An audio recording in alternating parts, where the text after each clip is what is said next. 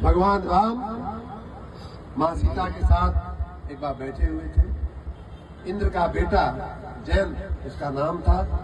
उसने बदमाशी किया और माँ सीता के पैर में चोंच मारा। रामायण में इस प्रसंग का उल्लेख है, बड़े विस्तार के साथ उल्लेख है। जयंत उसका नाम था। बदमाशी किया। ऐसा भी लोग कहते हैं कि वो देखना चाहता था कि भगवान में कितनी ताकत है। माँ सीता ने तो कुछ नहीं बोला, लेकिन भगवान को अच्छा नहीं लगा।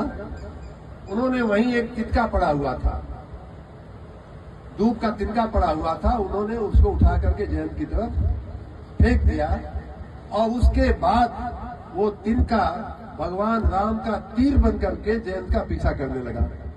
और ऐसा रामायण में उल्लेख है कि जयंत जो है भगवान ब्रह्मा के पास गया।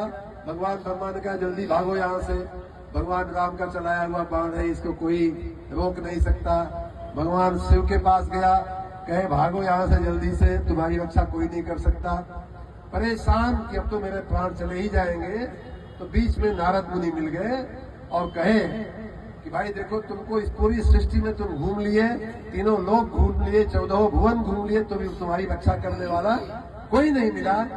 अब अगर तुम्हारी रक्षा हो सकती है तो भगवान के चरण में ही जाकर के तुम क्षमा मांगो, प्रार्थना करो, तब जाकर के तुम्हारी जिंदगी बचने की कुछ संभावना है।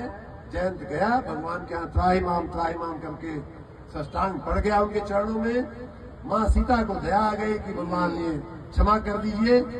और अब असली बात मैं कह रहा हूँ कि तिनका जो होता है जब चल जाता है तो भगवान राम ने कहा भाई माफ तो मैं कर दिया, लेकिन इस बाण का क्या करूं? बाण जो छूट गया है वो तो कहीं ना कहीं कुछ न कुछ तो करेगा।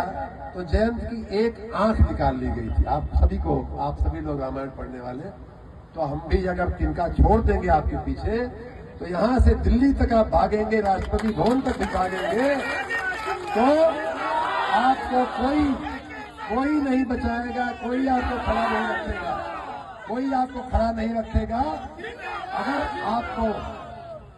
अगर आपको लगता है कि आप किसी के संरक्षण में बिजली विभाग को और आम जनता को परेशान करके आप सुरक्षित रह सकते हैं, तो आपका बहुत बड़ा भ्रम है।